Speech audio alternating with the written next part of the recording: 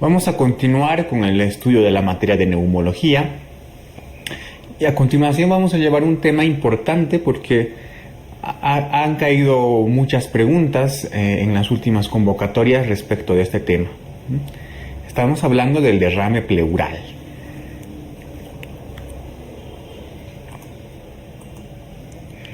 Bien, vamos a hacer una definición de lo que es el derrame pleural, ¿no? Y antes de hacer la definición, vamos a definir qué es la pleura. La pleura es aquella parte, ¿no?, conjuntiva que envuelve al pulmón, eso es básicamente. Entonces, en el gráfico, tú ves que que tenemos a la pleura, ¿no?, y que tiene dos hojas, ¿no? Y dentro de esas dos hojas hay un pequeño, muy pequeño espacio. Tenemos una hoja aquí y tenemos otra hoja aquí. Entonces, una hoja, la que está pegada al pulmón, se llama pleura visceral, y la que está más pegada hacia la pared torácica se llama pleura parietal. Entre las dos hojas existe un pequeño espacio que se llama un espacio virtual, más o menos, ¿no? En un corte de tomografía o como quieras verlo, también se lo puede evidenciar, ¿no?, la pleura parietal y la pleura visceral. Normalmente entre estas pleuras hay una pequeña cantidad de líquido, ¿no?, que sirve incluso como lubricante. Esta pequeña cantidad de líquido pues no excede los 10 mililitros, ¿no? Entonces, el derrame pleural se define como aquella acumulación excesiva de líquido mayor de lo habitual en el espacio virtual que existe entre la pleura parietal y la pleura visceral.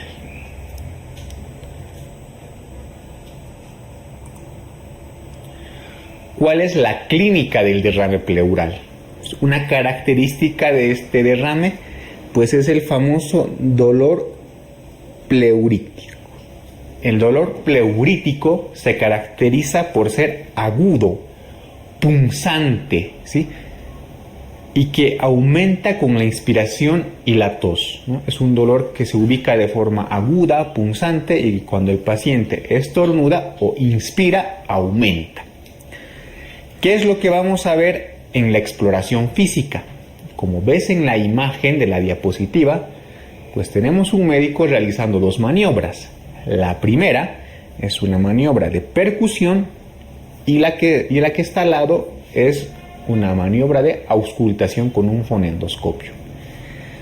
Pues bien, a la percusión vamos a ver que existe una matidez. A la percusión se evidencia matidez. Y a la auscultación pues hay una disminución del murmullo vesicular y en algunos casos se puede escuchar el típico roce pleural. Sí, entonces básicamente estas son las dos cosas que debes evidenciar cuando realizas un examen físico: matidez a la percusión, disminución del murmullo vesicular a la auscultación o escuchar el famoso roce pleural. ¿Cómo hacemos el diagnóstico del derrame pleural? Una vez que tenemos la sospecha clínica, pues vamos a realizar una radiografía de tórax. Se recomienda realizar una radiografía de tórax tanto lateral como postero-anterior. En una radiografía lateral es donde se evidencia que hay un borramiento del ángulo costofrénico, ¿no?, con una menor cantidad de líquido. En cambio, en la radiografía postero-anterior se va a evidenciar también el borramiento del ángulo costofrénico, más o menos aquí, pero cuando hay una gran cantidad de líquido en el espacio pleural. En cambio, en la radiografía lateral con poca cantidad de líquido ya se puede evidenciar el borramiento de este ángulo, ¿no? Entonces, en la diapositiva que ustedes ven, pues tienen una imagen de una placa de rayos X de tórax en PA, en posición posterior, ¿no? Donde evidenciamos, donde he dejado la marca o el círculo rojo, un borramiento del ángulo costofrénico. La flecha negra nos indica que toda esa parte pues está velada o borrada, ¿no? Si ustedes ven, hay una opacidad. Pero eso es lo más frecuente en ver, ¿no?, en un derrame pleural, en una radiografía de tórax. Pero ¿qué es lo más característico?, ¿no? Es que si ustedes observan de forma cuidadosa, esa opacidad es de forma homogénea y evidenciamos un borde cóncavo, ¿no? Evidenciamos un borde cóncavo, ¿no? Y a este famoso borde cóncavo y esta densidad homogénea se llama la línea o el menisco de Damasua, ¿no? Entonces es el famoso signo típico radiográfico del derrame pleural.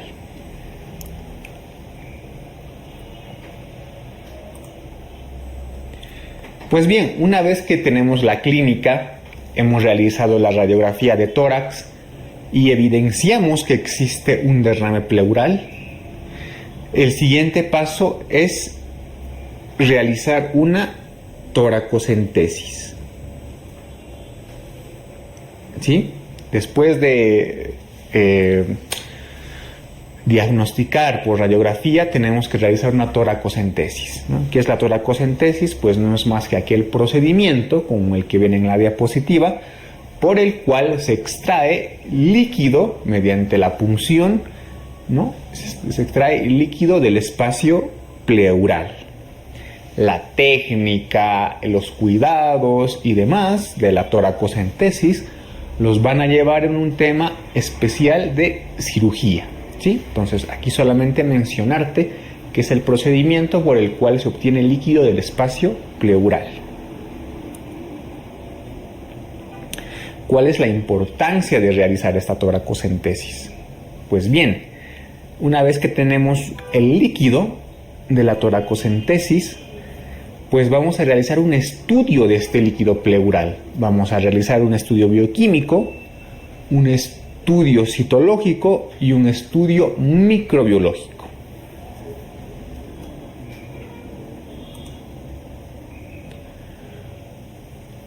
Vamos a empezar con el estudio bioquímico. Entonces te he indicado de que una vez realizada la toracocentesis, obtenemos el líquido y lo estudiamos en 3 parámetros. El primero, el estudio bioquímico. En el estudio bioquímico, pues lo más importante es que nos permite clasificar los derrames en exudados o trasudados, ¿no? Entonces, en la diapositiva tienes una gráfica con los famosos criterios de Leitz, ¿no? Estos criterios de Leitz permiten clasificar un derrame pleural como exudado. Basta que se cumpla un solo criterio de Leitz para clasificar un derrame como exudado. ¿Cuáles son los criterios de Leitz? ¿No? Son los que tienes en la diapositiva. Proteínas en líquido pleural en relación con proteínas séricas o proteínas en sangre mayor a 0,5. LDH en líquido pleural en relación con la LDH sérica mayor a 0,6. O la LDH en líquido pleural que sea mayor al 2/3 del valor normal que está en la sangre. Como te he indicado, basta que se cumpla uno de estos criterios para clasificar al derrame pleural como exudado. Si no cumple ninguno de estos criterios, pues posiblemente estemos frente a un trasudado. ¿Qué más se puede analizar en un estudio bioquímico? Por ejemplo, podemos estudiar la glucosa, ¿no?, que estará disminuida, por ejemplo, en un derrame paraneumónico. También está disminuida en un derrame que está en relación con la artritis reumatoide.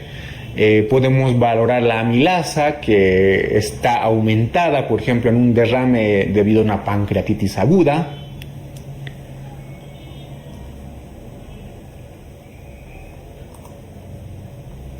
El otro parámetro que se debe estudiar después de la toracocentesis, ¿no? Es el estudio citológico. El estudio citológico del líquido pleural es importante porque nos va a permitir clasificar, nos va a permitir orientarnos más bien a determinadas patologías. Por ejemplo, si existe un hematocrito en líquido pleural mayor a 1% del hematocrito sanguíneo, nos hace pensar que estamos frente a un derrame pleural sanguinolento. ¿Cuáles son las causas principales de un derrame sanguinolento? La principal y la primera causa de derrame sanguinolento es la neoplasia. La primera causa de derrame sanguinolento es la neoplásica, pero también puede ser consecuencia de un tromboembolismo pulmonar, de un traumatismo, etc. Si el hematocrito es mayor a 50% en líquido pleural, nos orienta a que estamos frente a un hemotórax, el cual vamos a verlo con más detalle más adelante. Entonces, la causa principal de derrame sanguinolento, la neoplásica, no lo olvides. Si en el estudio citológico hay un predominio de polimorfonucleares, ¿no?, estaremos frente a un proceso o una patología de carácter agudo. Si estos polimorfonucleares exceden los 10.000 por centímetro cúbico, tenemos que pensar en la posibilidad de un derrame paraneumónico o de un empiema. Si por el contrario en el estudio citológico evidenciamos que el derrame pleural es predominio de los linfocitos, pues estaremos frente a un proceso crónico. En el caso de que los linfocitos sean mayores al 50%, tenemos que orientarnos hacia un derrame, ya sea tuberculoso o tumoral. Pero siempre tenemos también que estar en relación con la patología de base, ¿no? Si yo tengo un derrame pleural con una clínica reumatoidea y en el líquido pleural encuentro unos linfocitos mayor a 50 y una glucosa baja, pues seguramente estaré frente a un derrame del tipo de la artritis reumatoides, ¿no?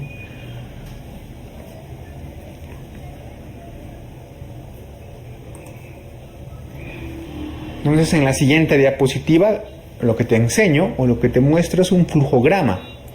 Este flujograma es básicamente lo que tienes que hacer frente a un derrame pleural, ¿no? En primera instancia tenemos la sospecha por clínica de un derrame. Realizamos la radiografía PA y lateral, confirmamos que hay un derrame pleural, realizamos una toracocentesis, ¿no?, para ver si es un exudado o es un trasudado. En la toracocentesis analizamos los parámetros bioquímicos, citológicos y microbiológicos. Mediante los parámetros bioquímicos vamos a clasificarlos en exudados o trasudados.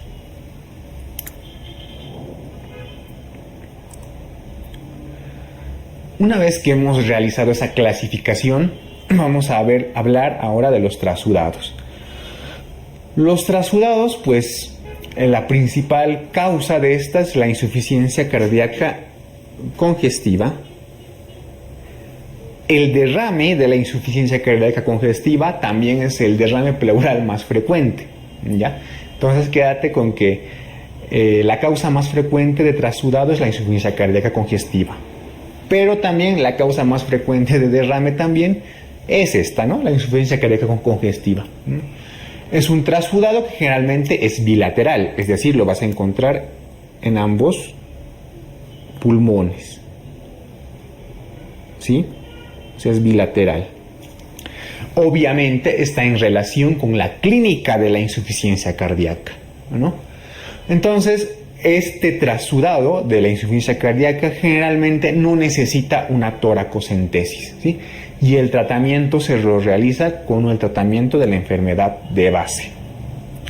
Otros trasudados pueden ser a causa, por ejemplo, de una descompensación en la cirrosis hepática o en un síndrome nefrótico.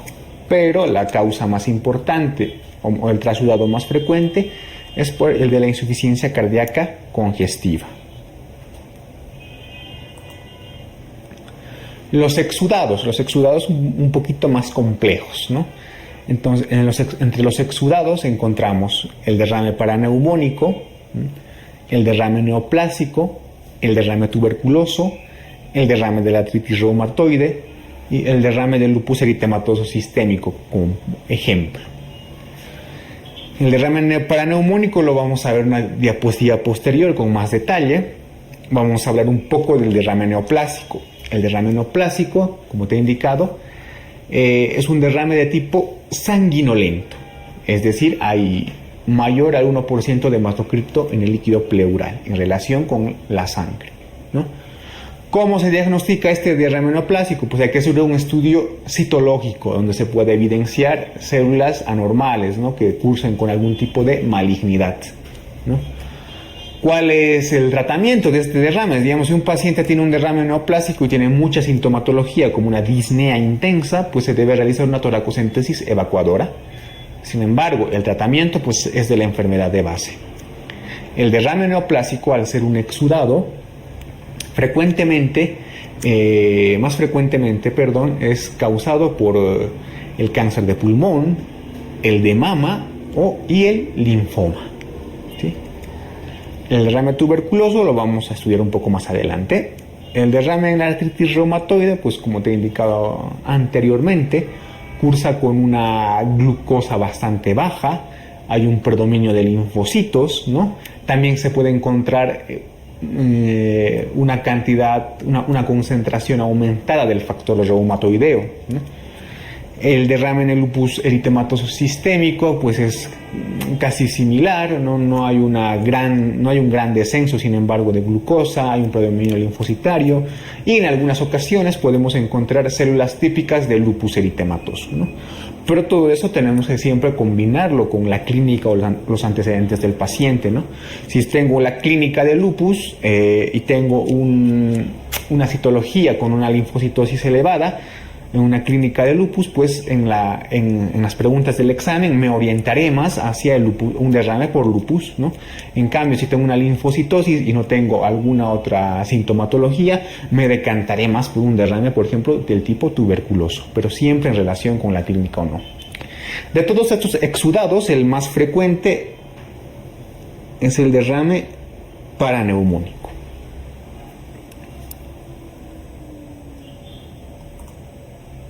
Bien, vamos a hablar un poco del derrame paraneumónico y del empiema. Entonces, hablando del derrame paraneumónico o empiema, vamos a decir que es la causa más frecuente de exudado, ¿no? Entonces, este tipo de derrame es la causa más frecuente del exudado. Puede estar asociada a una neumonía bacteriana, a un absceso pulmonar o a bronquiectasias. Más frecuentemente está asociadas a neumonías bacterianas. El derrame paraneumónico no es lo mismo que el empiema, ¿sí? El empiema es básicamente pus, ¿no?, dentro de la pleura como derrame, ¿no? Uno saca un poco de líquido y es evidentemente pus, pero de una forma más elegante, por así decirlo, de definirlo, pues definimos que un empiema es un líquido pleural con cultivos o tinción gram positivos y que además, ¿no?, como te he indicado, tiene un aspecto purulento. Si yo estoy frente a un derrame paraneumónico, ¿no?, y tengo un pH que es menor a 70, una glucosa menor a 60, pues estos dos parámetros me van a favorecer en el desarrollo de un empiema. Entonces recuerda, un empiema es aquel líquido pleural que tiene cultivos o tinciones de gram positivos y que además tiene un aspecto purulento. Un pH menor a 720 o una glucosa menor a 60, ¿no?, en el marco de un derrame paraneumónico, ¿no?, pues me favorecen al desarrollo de un empiema. ¿Cuál es el tratamiento entonces de un derrame paraneumónico? Pues tendré que ver si es un empiema o no, ¿no? Si dentro de los parámetros bioquímicos tengo que el líquido pleural paraneumónico tiene una glucosa mayor a 50 un pH mayor a 720, pues el tratamiento de ese derrame será médico, es decir, continuación o el cambio de algunos antibióticos. Si por el contrario tengo un glucosa en el líquido pleural menor a 50, un pH menor a 720, o se visualiza microorganismos, un líquido purulento, tinción gram positivo o un cultivo, pues ya estamos frente a un empiema, y en el caso de estar frente a un empiema, el tratamiento es la colocación de un tubo de drenaje torácico. Recuerda, en un empiema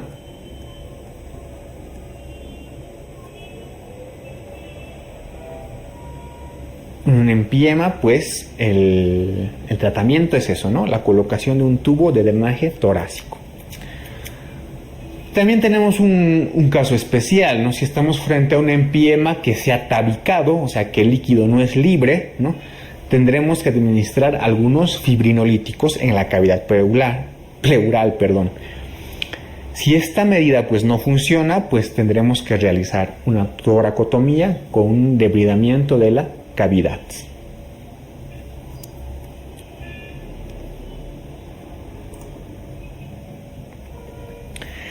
El siguiente derrame por su importancia para estudiarlo es el derrame tuberculoso, ¿no? También es un tipo de exudado, ¿no? Generalmente es unilateral y se diagnostica mediante un estudio citológico y bioquímico. ¿Qué es lo que vamos a evidenciar al estudio citológico? Al estudio citológico, un derrame tuberculoso cursa con una linfocitosis mayor al 50%, tiene una glucosa relativamente baja, no tan baja en comparación como por ejemplo un derrame paraneumónico, pero sí cursa con glucosa baja, y tiene una concentración de ADA o adenosín deaminasa encima de su valor normal, ¿no? Esta enzima, la ADA, es importante para el diagnóstico de la tuberculosis. Una cifra mayor a 40 o 50, ¿no?, con un estudio de este líquido que nos demuestre linfocitosis, ¿no?, compatible con clínica de tuberculosis como tos crónica, pérdida de peso, etcétera, ¿no?, en un lugar donde sea endémica la tuberculosis, pues nos hace el diagnóstico directo del derrame tuberculoso. Entonces, en el derrame tuberculoso, linfocitosis encima del 50% en el estudio citológico del líquido pleural y elevada concentración de ADA, ¿no?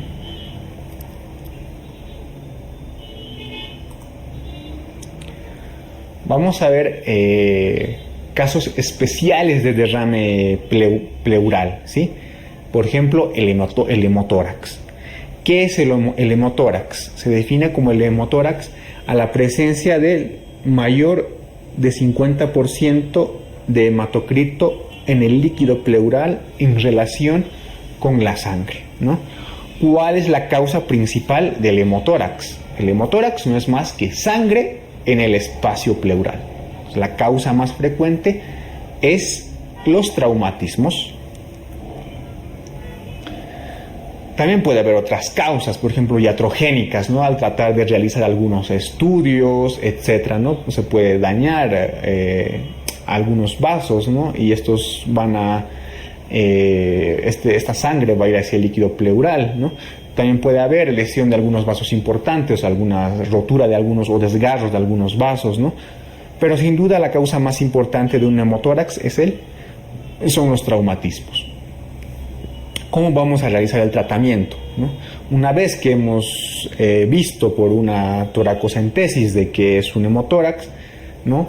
Si evaluamos que este hemotórax es menor a 350 ml, la actitud es expectante. No hacemos absolutamente nada, solo medidas generales, ¿no?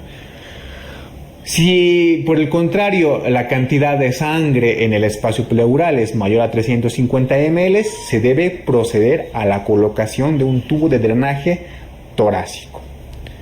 Y si el sangrado es mayor a 1500 ml, se debe realizar una toracotomía de urgencia.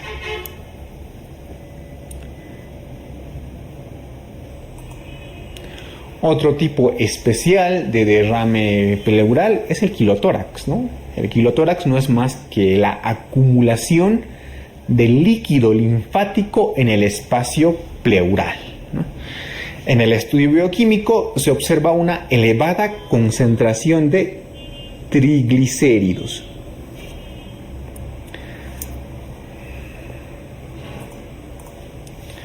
Se observa una elevada concentración de triglicéridos mayor generalmente a 110 miligramos decilitro, ¿no? Una vez que se realiza la toracocentesis en estos pacientes que tienen quilotórax, se observa, como ustedes ven en la diapositiva, en la imagen, ¿no?, un líquido de aspecto lechoso más o menos, ¿no? Un líquido de aspecto lechoso que al hacerle el análisis bioquímico tiene triglicéridos encima de 110, pues es diagnóstico de quilotórax. ¿Cuál es la causa más frecuente para desarrollar el quilotórax? Pues también, al igual que en el hemotórax, la causa más frecuente es la traumática, seguida después de las neoplásicas, sobre todo neoplasias a nivel del mediastino. Puede ser, por ejemplo, un linfoma. Entonces, la primera causa para desarrollar quilotórax, los traumatismos. La segunda, las neoplasias. Tienes que recordar de que en el neonato la principal causa de derrame pleural es el quilotórax.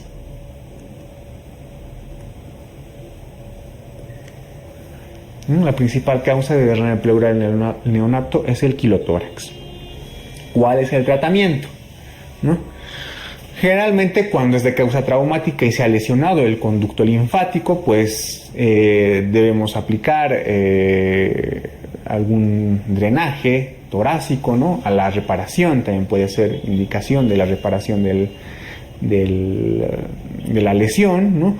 Y también es importante administrar octreotide, ¿no? ¿Por qué? Porque este quilotórax cursa con una gran pérdida de ácidos grasos de cadena media y de triglicéridos importantes, ¿no?